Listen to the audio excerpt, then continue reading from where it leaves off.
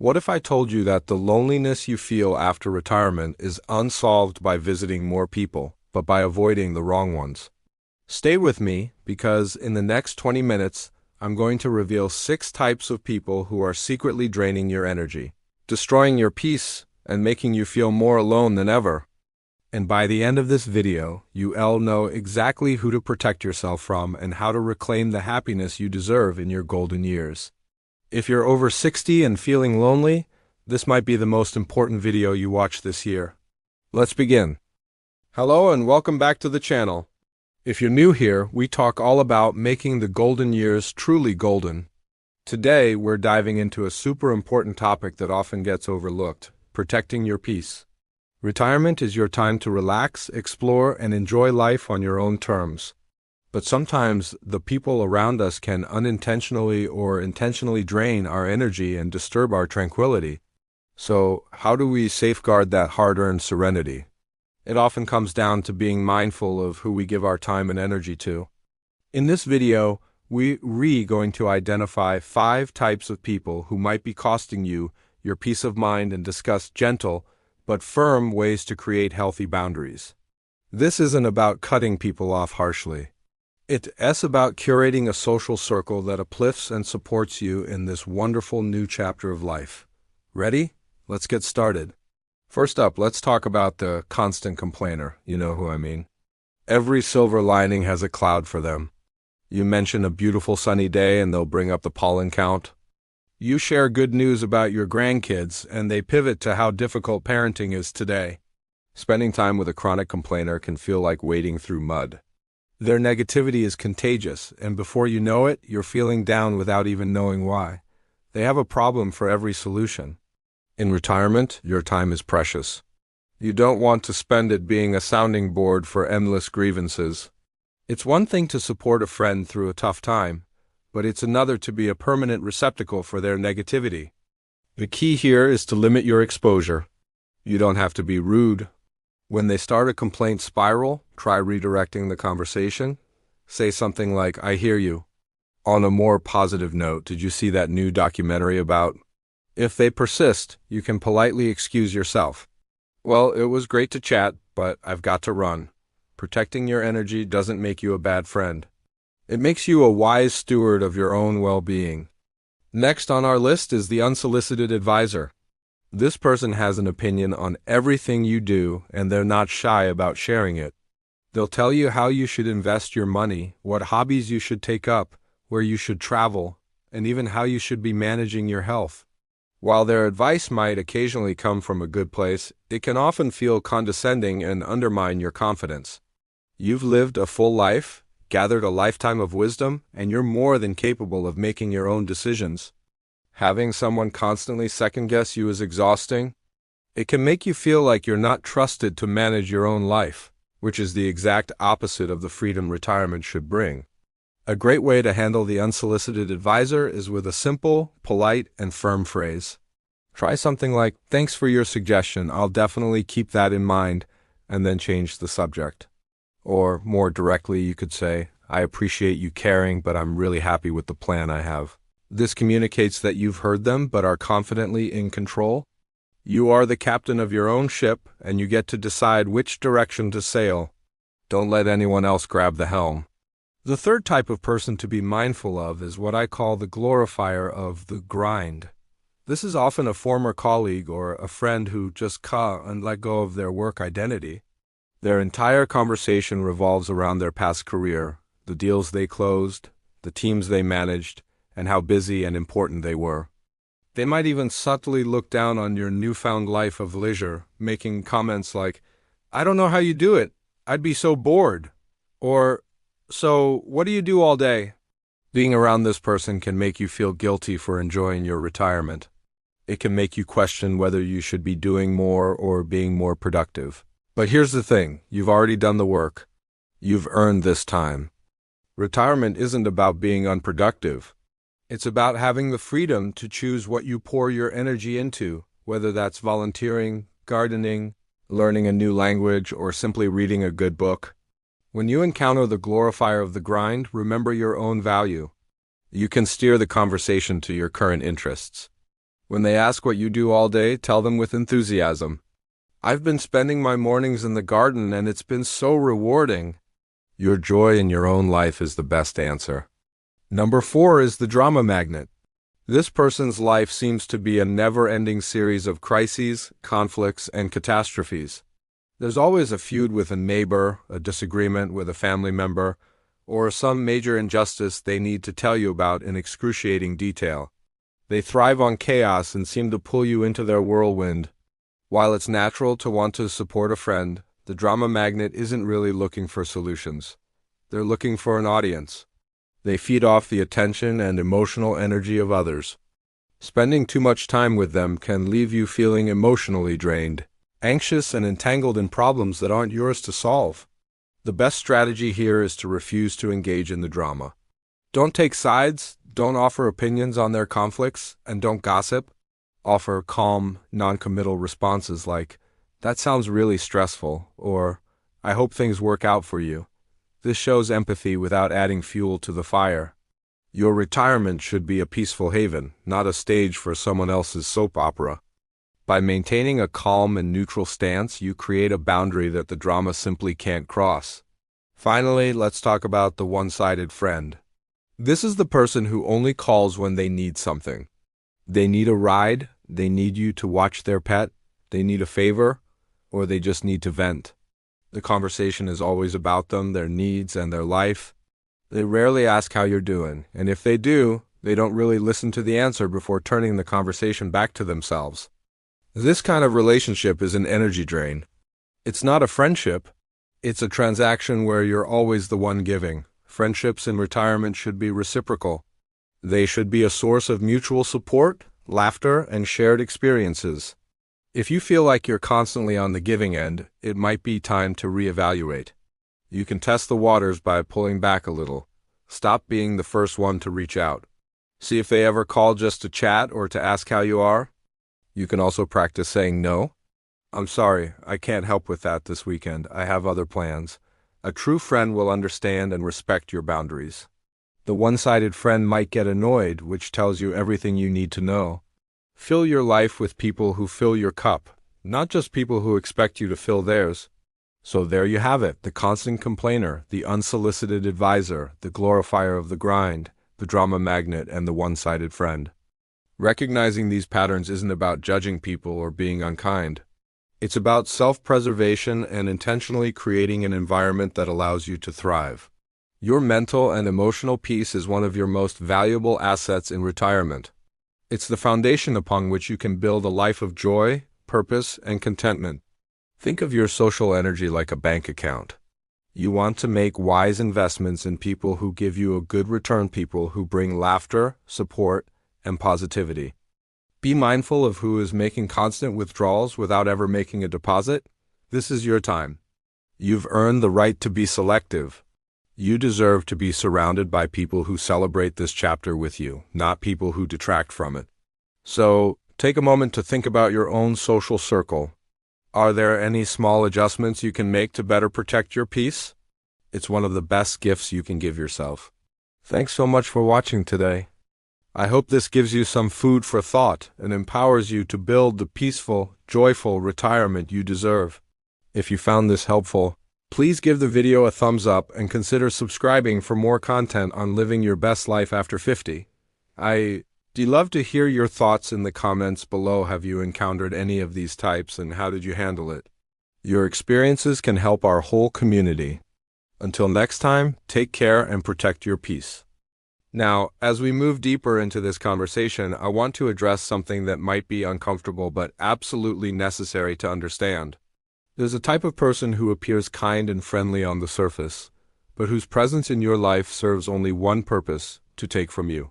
These are the people who only call when they need something: a ride to the doctor, help fixing something around their house, someone to listen to their problems for hours, an errand run, a favor that somehow always needs doing right away. At first, you might feel good about helping. It makes you feel useful, needed, valuable. After all, retirement can sometimes make you feel invisible, like you don't matter anymore. So when someone reaches out, when someone seems to need you, it can feel like purpose, But here's what you need to watch for. Do they ever ask how you're doing? Do they ever offer help in return? Do they show up when you need something? Or is the relationship entirely one-directional with them taking and you giving over and over again? I spoke with a woman named Carol who learned this lesson painfully. At 72, she was helping her neighbors with everything. She'd grocery shop for the elderly couple next door, cook meals for the single mother down the street, watch pets for people going on vacation. She thought she was building community, forming bonds, creating meaning in her retirement. But then Carol got sick. She had surgery and needed help herself for a few weeks. And you know what happened? Not a single person she'd helped showed up, not one phone call asking if she needed anything, not one offer of support. They simply disappeared until they needed her again. Carol told me something I'll never forget.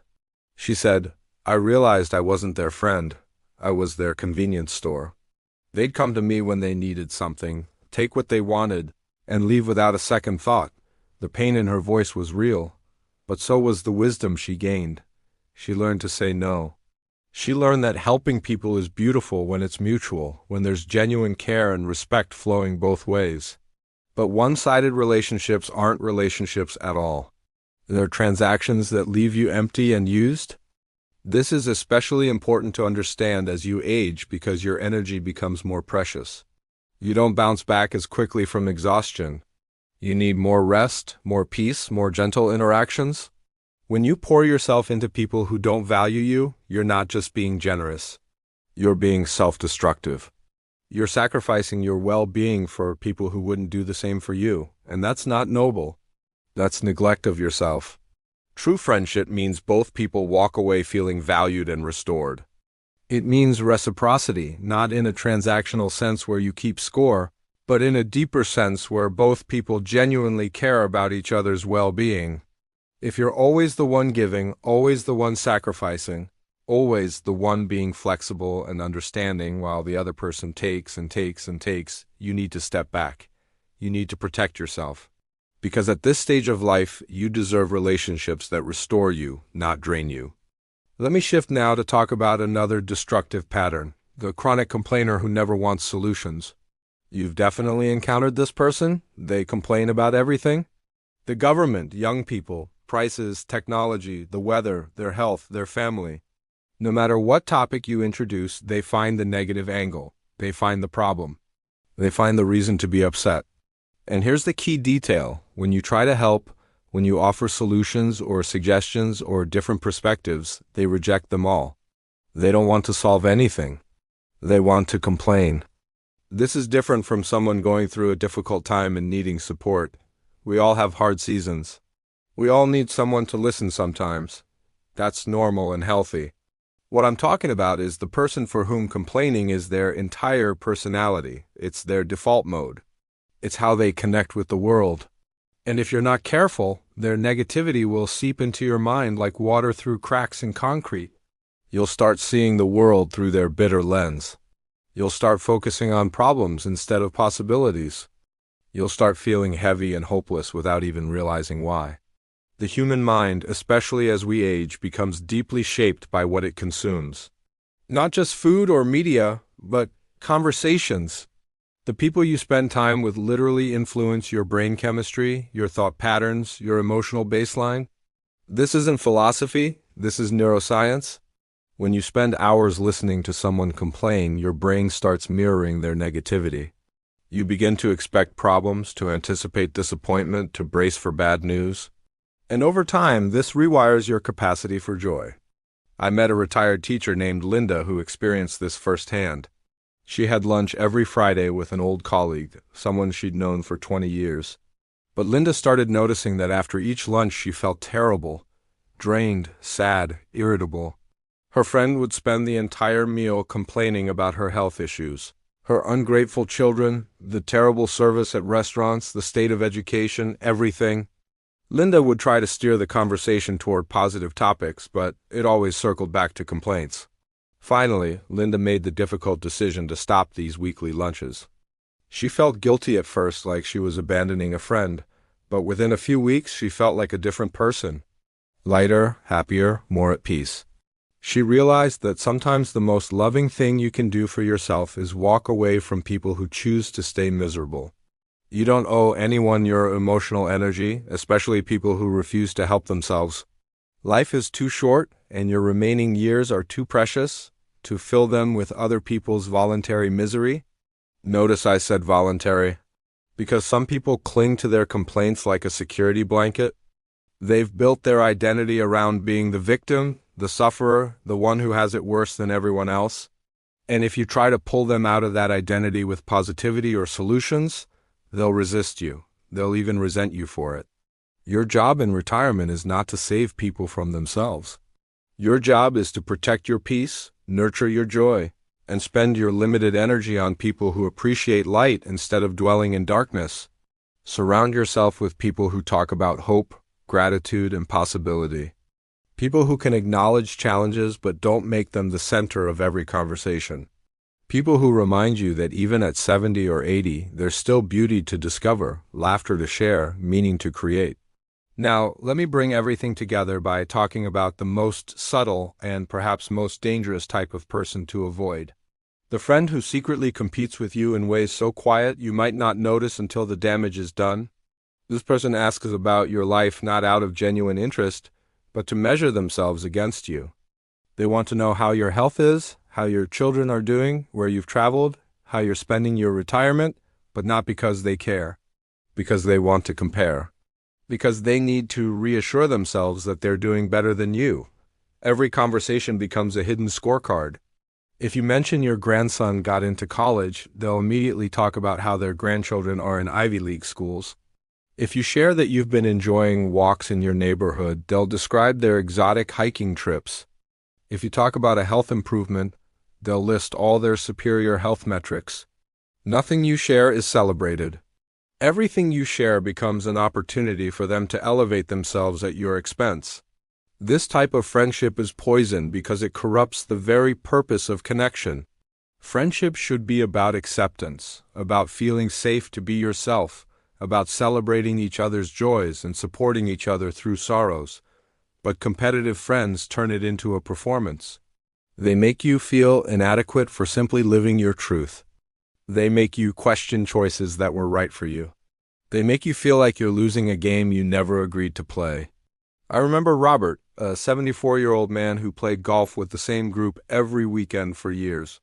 One member of that group couldn't help but turn everything into a competition.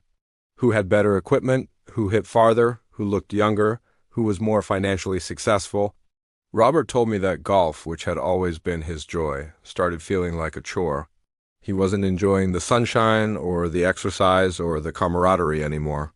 He was too busy feeling inadequate, feeling like he needed to prove something, feeling judged. So Robert made a change. He stopped playing with that group and started golfing alone or with new people who just wanted to enjoy the game. People who laughed when they missed a shot instead of keeping score. People who celebrated good hits regardless of who made them. And Robert told me that golf became fun again. He remembered why he loved it in the first place. He learned that sometimes the only way to win is to stop playing games that do unserve your peace. As we age, our greatest gift is the freedom from needing to prove anything to anyone. You've already lived your life. You've already made your contributions. You've already established your worth. You don't need validation from people who can't be happy unless they feel superior. You don't need friends who use your vulnerabilities as stepping stones for their ego. You deserve people who celebrate your victories without jealousy and empathize with your struggles without judgment. The truth is, comparison is the enemy of contentment. And contentment is what retirement should be about. Not proving you made the right choices. Not showing off how well you're doing. Not competing for status or recognition. Just being at peace with the life you've lived and the person you've become. Just enjoying simple pleasures without needing them to be bigger or better than someone else's pleasures. Just accepting yourself completely, with all your accomplishments and all your limitations, with all your joys and all your regrets. When you spend time with people who constantly compete, you lose access to that contentment. You get pulled back into the race, even though the finish line stopped mattering years ago.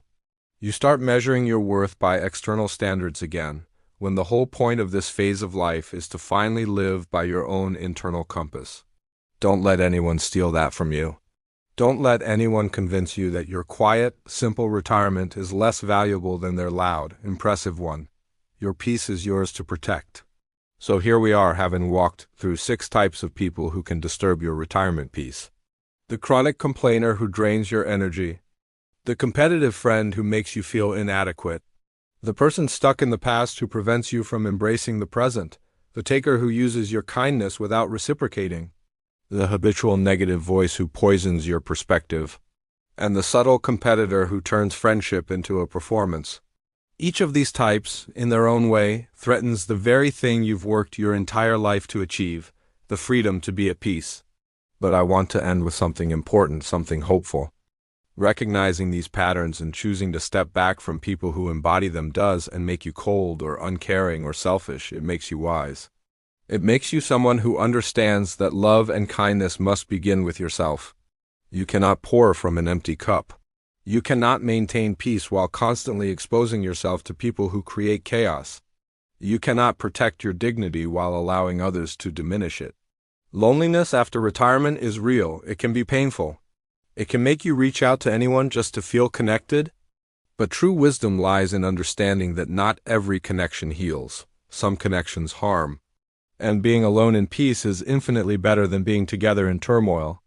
The people meant to be in your life, the ones who truly care about you, will make space for you without you having to fight for it. They'll value your presence without you having to prove your worth. They'll bring calm to your days instead of chaos. When you stop visiting people who drain you, you create space for something much greater. Space for self-respect. Space for genuine relationships. Space for quiet joy. Space for growth, even in your later years. You make room for people who appreciate you as you are, who bring laughter instead of judgment, who restore your spirit instead of depleting it. And most importantly, you make room for yourself, for your own company, for your own thoughts, for your own peace. At this stage of life, happiness isn't measured by how many friends you have or how busy your social calendar is. It's measured by the quality of your inner world, by how calm you feel when you wake up, by how content you feel when you go to sleep, by how much genuine joy you experience in simple moments. And that inner world must be guarded carefully, protected from people who disturb it, nurtured with people who honor it. Remember this, peace is not loneliness. Peace is freedom from noise that doesn't serve you. Peace is the ability to enjoy your own company without desperation for others. Peace is knowing that your worth does and depend on who validates you or how many people seek you out. Your worth is inherent. Your dignity is yours to maintain. Your joy is yours to cultivate. And no one, no matter how long you've known them or how lonely you might feel, has the right to take those things from you. So, if you ever find yourself feeling lonely, don't rush to fill that emptiness with just anyone. Sit with it for a moment. Take a deep breath. Remind yourself that you've lived a full life, that you've earned your peace, that you deserve relationships that honor you. And then, if you choose to reach out to people who have proven they care, who bring light instead of darkness, who make you feel more like yourself instead of less. Your remaining years are a gift. Don't waste them on people who don't treasure you. Don't sacrifice your peace for people who wouldn't sacrifice anything for you. Choose yourself. Choose your dignity, choose your joy. Because at the end of the day, the only person who will definitely be with you through every moment of your retirement is you. Make sure that person yourself is treated with the love, respect, and care you deserve. Make sure the life you're living in these precious years is one that brings you peace, not pain. One that brings you contentment, not comparison. One that brings you genuine connection, not empty obligation. This is your time. This is your peace. This is your life. Protect it wisely. Live it fully. And never, ever feel guilty for choosing serenity over struggle. You've earned every moment of it.